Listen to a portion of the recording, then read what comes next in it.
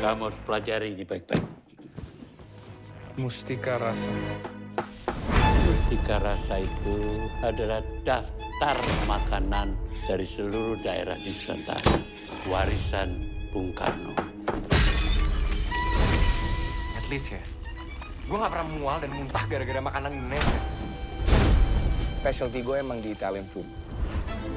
Gimana caranya lo mau bikin kesempurnaan dapur kalau lo itu cacat?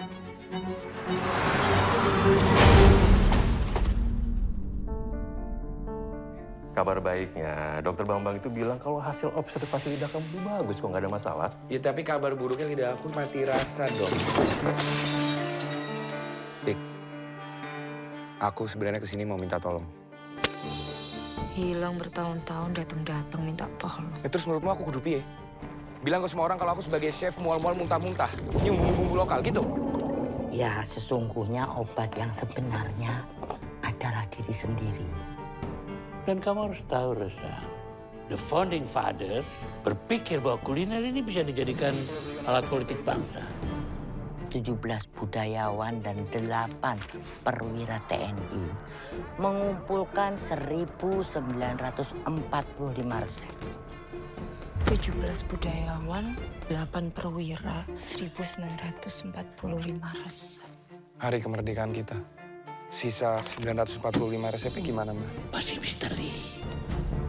Kalian adalah pewaris Mustika Rasa. Pantas dokumen itu banyak yang cari. Mustika Rasa itu kutukan, Tika. Buat keluargaku, termasuk ibumu.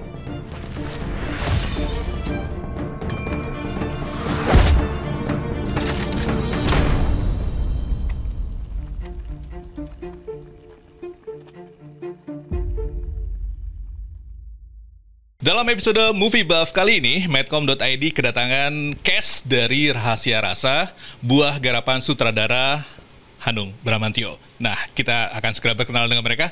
Siapa aja? Silakan berkenalan. Halo semuanya, aku Nadia Rina. Halo, aku Cicio Manasero.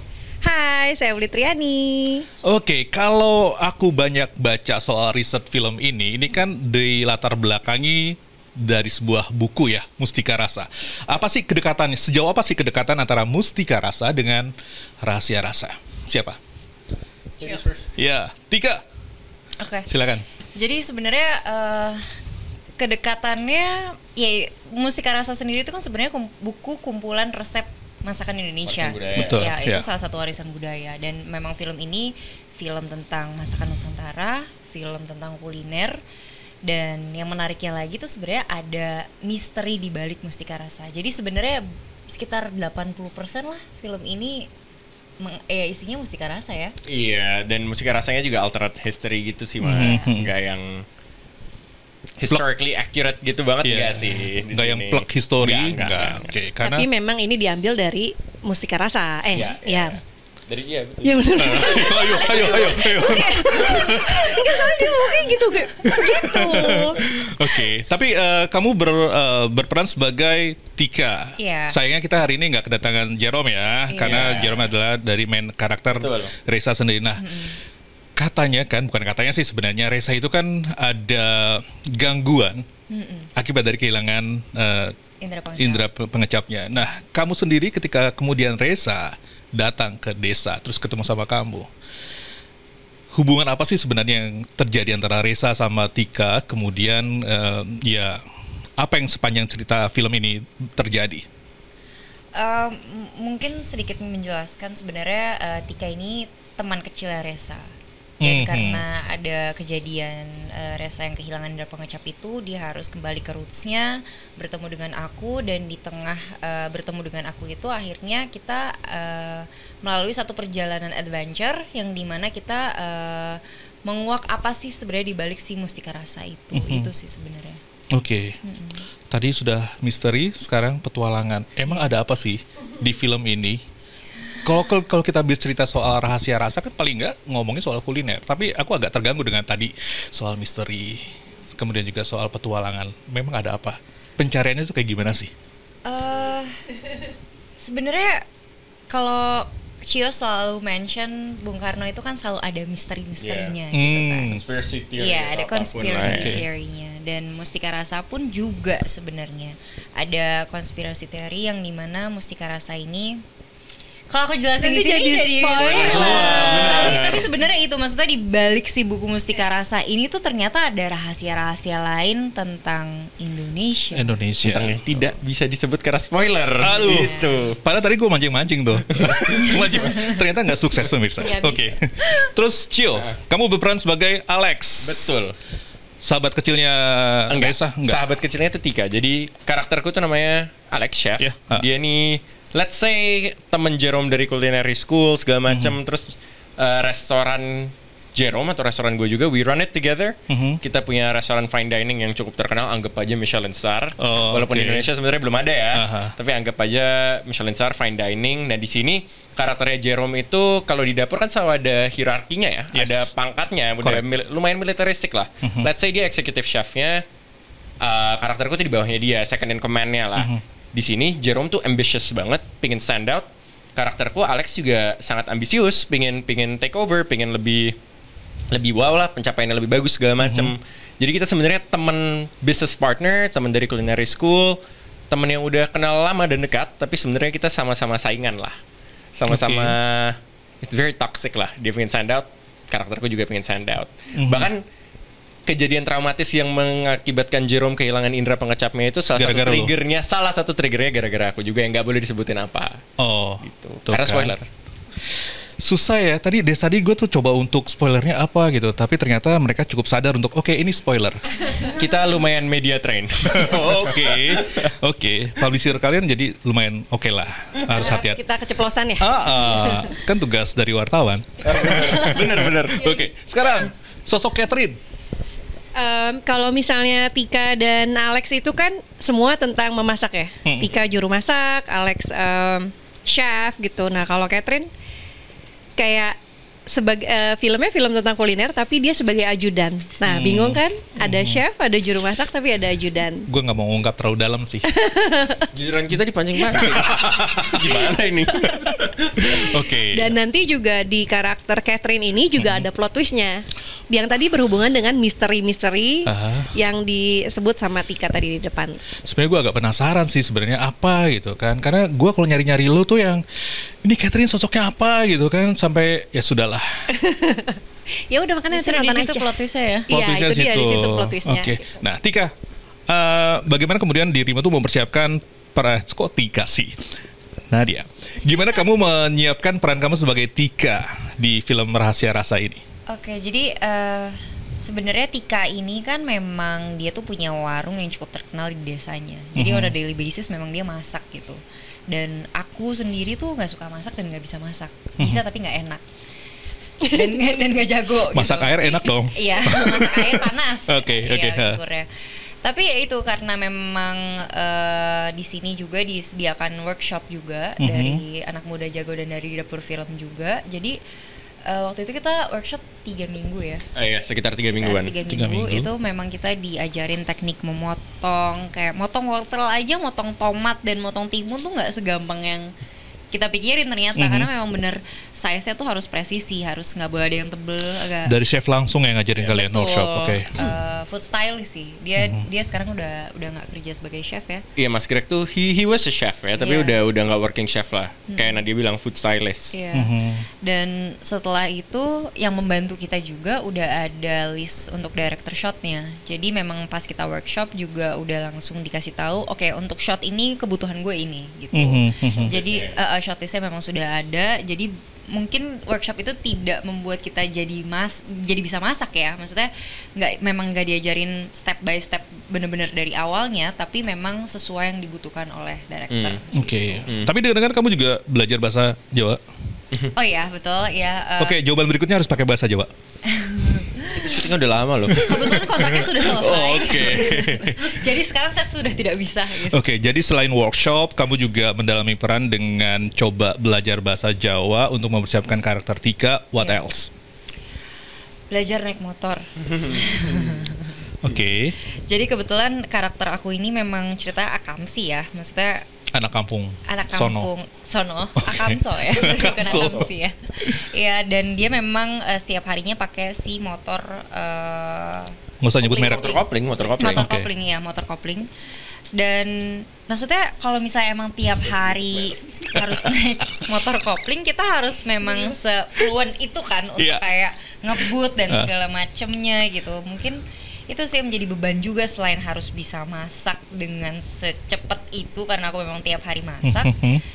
Aku juga harus bisa naik motor kopling dan boncengin Jerome di satu medan yang super terjal. Oke. Gitu. Itu kan persiapan untuk berperan sebagai Tika. Betul. Tapi ketika kamu berperan sebagai Tika dan harus mengembalikan rasa kepercayaan diri Reza sendiri, bagaimana hubungan interaksi kalian berdua? Nice question. Oh wow. Makasih loh. Sebenarnya itu yang menarik juga sih. Kalau misalnya aku ceritain di sini a whole mungkin nggak mungkin ya. Cuman ini sebenarnya film selain tentang masak-masak dan kuliner, film ini juga tentang pencarian jati diri sih. Dan berdamai dengan masa lalu dengan masa kini juga sebenarnya gitu. Jadi lewat Reza dan Tika mungkin film ini bisa memvisualkan karakter-karakter yang denial kali ya, yang maksudnya yang tidak menerima kenyataan yang terjadi sama diri mereka gitu. Tapi akhirnya karena mereka bertemu dan ada 1-2 hal yang mereka akhirnya agree untuk mendiskusikan dan menerima, akhirnya itu membantu mereka berdua untuk ikut mencari jati diri mereka masing-masing gitu. Oke. Tapi kan kalau karakter Alex sendiri kan tadi dikatakan bahwa antara Reza dengan Alex itu cukup kompetitif. Iya, betul. Sangat kompetitif. Kompetitif di urusan soal kulineri, apakah juga kompetitif urusan dengan Tika? Dengan ini, I hope this is not a spoiler, tapi kita lihat ada Valerie Thomas juga kan di sini. Oke. Kalau urusanku dan Jerome sebenarnya nggak ada sama Tika, tapi sama Valerie. Kita nggak ada satu frame sama sekali. Oke. Aku di kota, Tika atau Nadia ada di perdesaannya, di kampung halamannya gitu. Ada mengenai Valerie Thomas sih. Karakternya namanya I don't remember. Sorry, Valerie. Dinda. Betul. Oke, jadi hubungan antara Reza sama Alex cukup pada kompetitif karena kalian berdua adalah seorang chef yang memang keduanya amat sangat untuk stand up. Ya, let's just say kompetitifnya in and out of the kitchen juga kita lumayan kompetitif. Oke. Ke ranah pribadi pun juga sama. Oke. Tapi itu kemudian apakah membangun konflik di rahasia hati? Karena kan kalau rahasia rasa. Ya, rahasia rasa. Aduh, rahasia hati. Boleh lagi ngomongin hati sih memang. Iya. Boleh gue tag. Tadi ngomong rahasia hati, jadi udah ke ini. Lanjut aja. Rahasia hati. Boleh dah. Oke. Rahasia hati. Pertanyaan berikutnya adalah di luar itu, apakah kalau tadi kan kita bicara soal si Tika harus mendukung si Reza untuk mengembalikan kepercayaan dirinya. Nah, buat si Alex dengan si Reza sendiri, sejauh apa sih sebenarnya batas dari kompetitif kalian berdua? Sangat kompetitif, baik urusan dapur dan juga out of the kitchen ya. Bahkan sampai ranah pribadi pun kita cukup kompetitif. Nggak ada hubungannya sama karakternya Tika kebetulan, ada hubungannya sama karakternya Valerie Thomas. Gitu. Oke. Nah, Catherine kan gue manggilnya. Hai. Kenapa pada awalnya akhirnya kamu harus menerima tawaran dari Mas Hanung dalam film ini? Mainnya pemainnya gila. Iya sih. Pemainnya luar biasa semuanya. Terus ada Om Slamet. Nah, ada itu. Om Slamet. Ada Tante Yati gitu. Itu gue kalau ngelihat karakter Tante Yati itu yang luar biasa sih aktingnya. Gue pas sampai yang lu jadi emaknya Tante Yati jadi emaknya lu kan? Iya kan? Nenek. Itu luar biasa sih memang. Makanya kayak dengan list pemain yang seperti ini kayak masa nggak mau sih gitu. Okay. Dan ceritanya juga kan lumayan fresh ya, karena kan sekarang kita lihat tren di bioskop itu kan semuanya sedang sama ya. Ya kan, maksudnya it's not a bad thing, enggak gitu, karena memang trennya lagi seperti itu kan, lagi horor gitu ya, dengan berbagai macam cerita. Tapi ketika ada film ini, baca ceritanya, baca skenario kayak wow, this is interesting ya gitu, kayak gue baru nih dapat cerita yang kayak gini gitu. Maksudnya bukan cuman tentang ngebahas kuliner, tapi ternyata ada historinya juga di balik itu gitu, history Indonesia ya gitu, ada nilai-nilai sejarah juga. Jadi kayak memang ceritanya fresh banget gitu, baru sekali gitu, dan baru nih dapetin film-film kayak gini. Udah gitu Mas Hanung. Udah gitu ini mungkin adalah film pertamanya Mas Hanung yang ngomongin soal kuliner, meskipun backgroundnya adalah sejarah. Ya. Tetap Mas Hanung tetap ya. Dia kan tetap menggali sejarah kan, biasanya Mas Hanung gitu kan. Iya. Ciu, why? Oh oke, ya sama sih. Pertama-tama alasannya juga Mas Hanung. Ini kali kedua aku kerja sama Mas Hanung. Dulu pernah waktu masih kecil banget, masih SD mungkin. Jadi I don't really remember much. Selain Mas Hanung juga yang kata Kuli tadi, cast-castnya, dan sama bucket listku tuh untuk kerja sama Om Slamet Raharjo. Dan ini dapat kesempatan di sini, bersyukur banget, belajar banyak dari Om Slamet. Dan ada Mayati juga, tapi kebetulan kalau Mayati udah 4 kali project bareng, jadi lebih kenal. Di luar itu juga, kapan lagi dapat kesempatan jadi chef? Dan juga di Indonesia kan ada film tentang kuliner segala macam, tapi kan udah beberapa tahun nih nggak ada. Iya. Jadi ya ini beda sih. Lumayan beda. Jadi ya lumayan, bukan kenapa ngambil, tapi why not gitu. Nggak dicari pun alasan untuk nggak ngambil project ini sebenarnya buat aku nggak ada.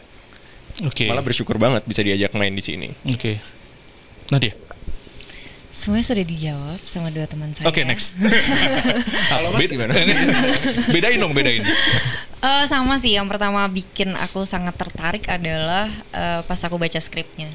Maksudnya ini, aku yakin ini jadi sesuatu yang sangat refreshing untuk penonton, dan juga refreshing juga untuk kita para pemain gitu loh. Maksudnya dengan genre film yang lately lagi booming lah istilahnya, untuk kita juga kayak mencari satu peran baru yang menantang, yang memberikan kita juga experience baru tuh sulit juga loh untuk kita para pemain. Dan Mas Hanung, dapur film anak muda jago, memberikan kesempatan itu, kenapa enggak gitu. Selain itu juga aku pertama kali main sama Cio, pertama kali main sama Kak Uli, sama Jerome juga. Jadi itu sesuatu yang menarik juga buat aku sih. Udah gitu pun juga sebelum take one atau proses produksi juga kasih workshop segala macam. Jadi udah diisi banget kan, ilmu banget kan itu kan. Mereka sangat membantu sekali ya kita untuk mendalami peran gitu lah ya. Dan aku tambahin dikit ya, aku tuh kalau dapat project biasanya lumayan cerewet nih ke manajerku. Nanya misalnya syuting days-nya berapa, persiapannya berapa lama, kan kalau dari situ kita bisa ngelihat ya kira-kira production value-nya sebuah project tuh gimana. Pas di sini ya udah dikasih tahu readingnya sekian lama, syutingnya sekian days gitu. Jadi ya I'm very positive about this project gitu. Yakin banget persiapannya mateng. Tadi kita udah banyak bicara soal praproduksi, soal persiapan, soal kenapa ngambil peran ini. Sekarang pada saat produksinya sendiri, ada hambatan atau ada scene-scene yang mungkin jadi favorit kalian nggak sih? Ayo, yang ketawa duluan. Enggak, udah tahu jawab apa enggak. Mereka udah bakal jawab apa yang mau aku jawab. Pokoknya harus beda dengan media lain ya. Aku tahu scene favorite-nya Cio, tapi kita nggak bisa ngomong. It's not my favorite scene, is it? Pokoknya harus beda dengan media lain. Nggak boleh sama. Oke, jadi aku ada satu scene di film ini yang tidak ada di trailer. Yang seumur-umur karirku main film atau series belum pernah aku lakuin scene tersebut. Di sini pertama kali. Jadi silakan ditonton aja. Nah, itu sebenarnya fungsinya pertanyaan itu. Mancing buat nonton. Tiga. Berhasil kan? Enggak.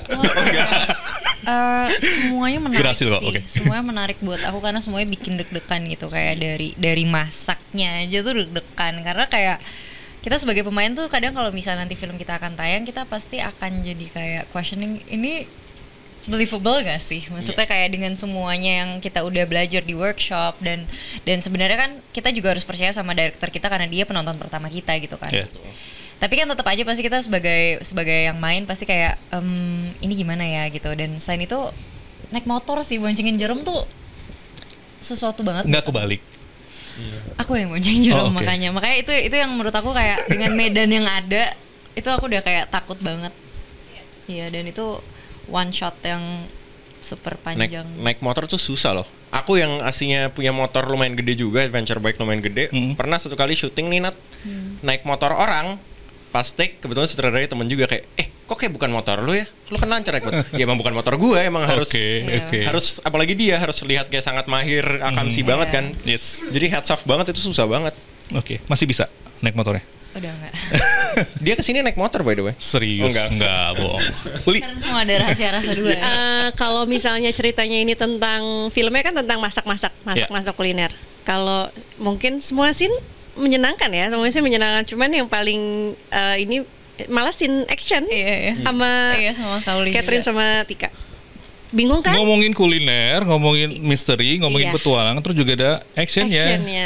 Dan actionnya lumayan intens. Iya, karena kan nggak expect kan dari kuliner tiba-tiba ada actionnya. Rahasia gitu. Rasanya tuh banyak banget.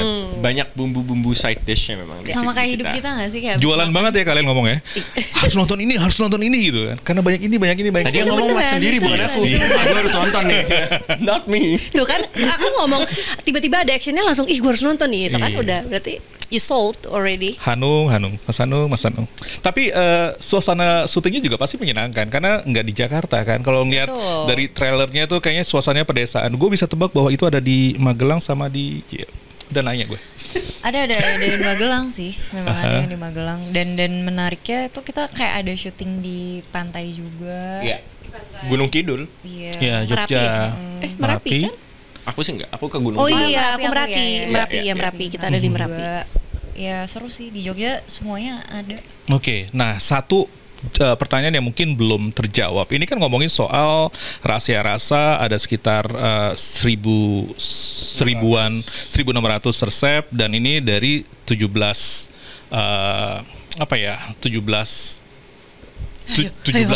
bentar, help me.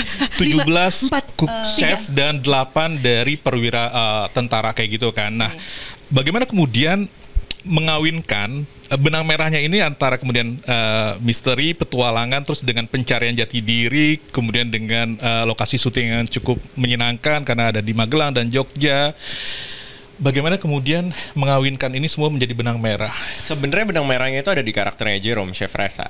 Jadi ngikutin cerita ini, filmnya ngikutin point of view-nya perjalanan hidupnya Jerome. Gitu.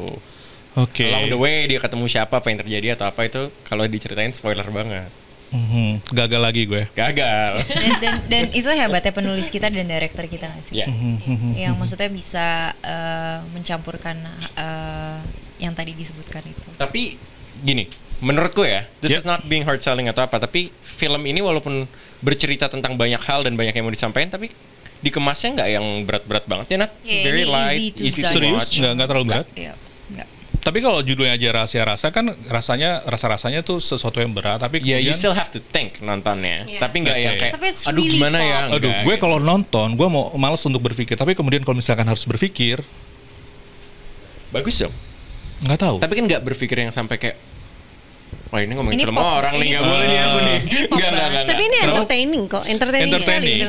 Iya karena kan ada, maksudnya ada dramanya juga, ada misterinya, ada actionnya gitu. Jadi kayak semuanya tuh bisa ada di situ ya. Padahal maksudnya orang kan mikirnya oh ini cuman tentang kuliner gitu. Ternyata kan enggak gitu. Ternyata iya luas sekali, tapi tetap intinya tetap kuliner.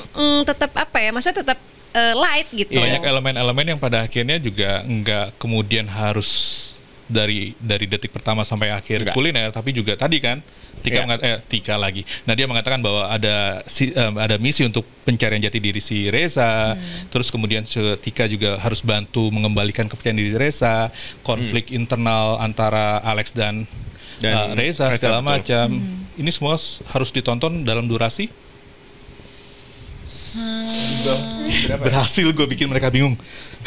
2 jam. Kurang lebih 2 jam. Oh, tapi 2 jam dengan cast semacam Uli, Cio, Nadia, kemudian juga ada Jerome, itu cukup luar biasa. Selamat Raharjo, Yati Surahman, Landung Simatupang. Jadi sebenarnya 2 jam itu nanti ada 1 jam Cio masak sendiri. Enggak ada. Dia cooking show sendiri gitu. Itu channel YouTube namanya. Tapi benar, Bang kita. Tapi benar kalau misalkan kita bicara soal 2 jam durasi film dengan cast seperti kalian, Uli, Cio, kemudian juga Nadia, kemudian juga ada Selamat Raharjo, sutradaranya Hanung, kita ngambil tentang sedikit histori terkait dengan Mustika Rasa, kemudian juga lokasi syutingnya di Jogja, Magelang, sesuatu yang menyenangkan. Kayak rasa nggak akan itu tadi nggak harus berat juga nonton ini. Amin. Harapan kita juga seperti itu. Oke. Makanya tadi aku bilang ini sebetulnya entertaining sekali, kok nggak yang Di filmnya kayaknya susah nih dicerna. Enggak gitu. Oke. Nggak bosen lah. Nggak bosen, yakin. Memang harapan kamu ketika kemudian penonton keluar dari bioskop tuh apa? Tadi boleh aku jawab nggak? Atau Pompin Padu aja. Biasanya kita jawabannya sama. Dia nih, dia langsung keluar pengen apa, Nat? Kalau abis nonton? Oh ya. Langsung ke mana? Jadi gini, biasanya kita kan nonton drakor K-drama tuh kalau misalnya selesai nonton, aduh pengen deh makan topoki gitu. Kita tuh berharap penonton yang nonton ini tuh pulang-pulang dari bioskop tuh kayak beli mangut lele di mana ya? Gitu. Apa? Beli mangut lele tuh di mana ya? Oh, itu di Jogja. Betul, ya maksudnya hal-hal seperti itu gitu loh, kayak ini di mana ya? Dan selain itu juga aku pun tahu buku Mustika Rasa aja tuh karena syuting ini kan. Jadi aku berharap penonton yang akan nonton film kita nanti bisa tahu juga sedikit banyak tentang warisan budaya kita. Yang mungkin di film ini nggak dijelaskan juga, maksudnya sedetail itu Mustika Rasa tuh apa dan isinya bagaimana. Tapi setidaknya penonton kita tuh bisa mulai interest untuk nge-research juga apa sih Mustika Rasa ini. Karena menurutku udah lama banget loh, aku sebagai penonton film pun juga udah lama banget nggak keluar bioskop nonton film Indonesia, jadi nge-research sesuatu gitu loh.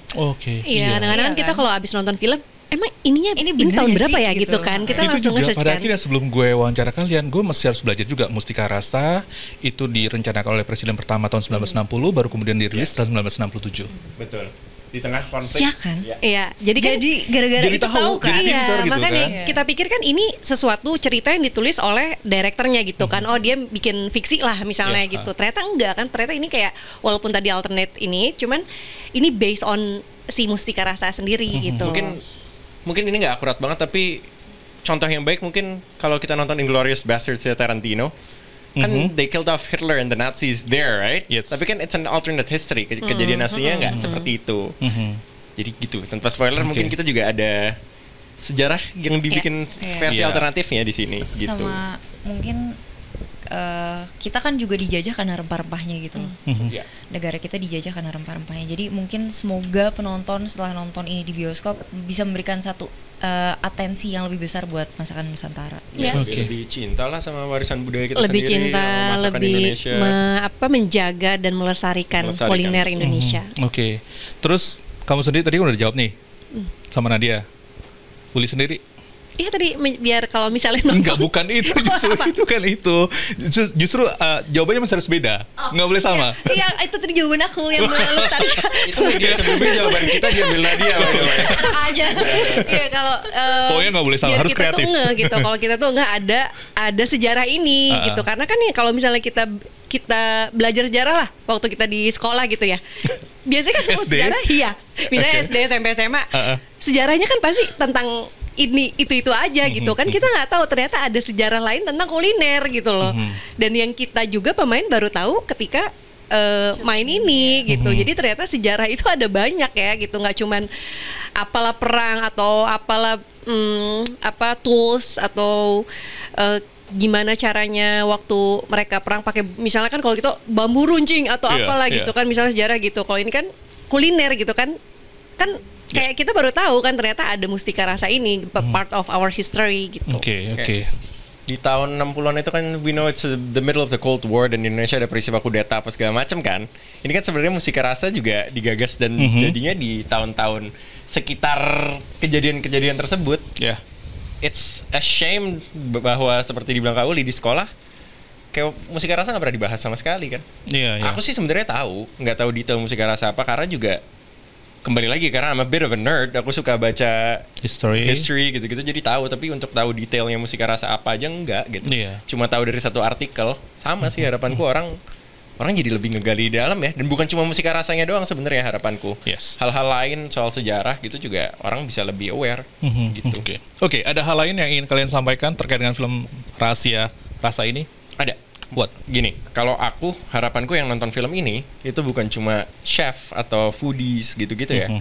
Harapanku malah orang-orang yang interestnya nggak terhadap masakan atau apa setelah nonton film ini keluar bisa jadi foodie atau at least nggak masak lah tapi bisa jadi interested sama dunia F&B atau sama masakan Indonesia terutamanya. Itu harapanku sih. Uli? Itu jangan lupa nonton. Nggak boleh itu. Harus kreatif dong. Harus kreatif. Harus berbeda. Jawabannya harus kreatif. Oke. Harus kreatif. Boleh telepon temen di rumah. Enggak. Phone friend. Ada pilihan itu. Atau kita telepon Mas Anung aja, Mas Anung. Gimana? Pilihan itu nggak? Apa tadi pertanyaannya? Silakan. Apa tadi benar? Serius lupa pertanyaannya. Apa namanya? Kan tadi ada tambahan apa enggak kan? Kayaknya udah dibahas semuanya gitu. Nggak boleh sama, harus berbeda. Nggak boleh sama. Oke, yang jelas film ini akan tayang di tanggal 20 Februari dan 2025. Akan ada apa nih di akhir dari film ini sendiri kan ada terakhir tuh ada baru 1000 kemudian 985-nya 945-nya itu kejawab nggak di akhir film, terus hubungan Alex dengan Resa itu bagaimana endingnya, terus apakah ada hubungan asmara antara Tika dengan Resa, itu akan ada di ujung film atau pokoknya itu setelah nonton akan terjawab. Iya, itu semua. Iya. Susah sekali ya. Dan kalaupun tidak terjawab akan ada Rahasia Rasa 2. Really? Serius? Tapi yang jelas 2 jam tadi kayaknya memang lengkap banget. Tadi saya seperti mengatakan bahwa cast ya oke, kemudian juga sutradaranya oke, behind the story-nya juga kita mengulik soal sejarah kuliner Indonesia dari presiden pertama Indonesia, dan view-nya paling enggak justru juga salah satu hiburan tersendiri, pemandangan yang cukup indah di Indonesia. Benar. Baik. Betul. Cukup. Ada lagi mau disampaikan? Benar nih, tinggal 2 menit lagi nih. Jangan lupa. Itu padahal gue kasih kesempatan itu. Ayo. Buat itu. Ayo, silakan. Kayak tadi aja. Iya. Emang kayak tadi nggak boleh kayak tadi. Harus beda. Berarti sekarang kau harus kreatif. Jangan lupa saksikan film Rahasia Rasa di bioskop mulai tanggal 20 Februari tahun 2025. Oke, Uli, Cio, Nadia, terima kasih udah hadir di Movie Buff Medcon.id. Semoga filmnya booming, amin. Box office, amin. Dan kita tunggu project-project dari film-film kalian, juga film-film dari Mas Anung untuk bisa kembali lagi ke Movie Buff. Amin. Oke, itu tadi dialog Movie Buff dengan para pemeran Rahasia Rasa yang disutradarai oleh Hanung Bramantyo, dan akhir kata saya Prihadi Adi ucap terima kasih dan kita akan ketemu di episode Movie Buff berikutnya. Sampai jumpa.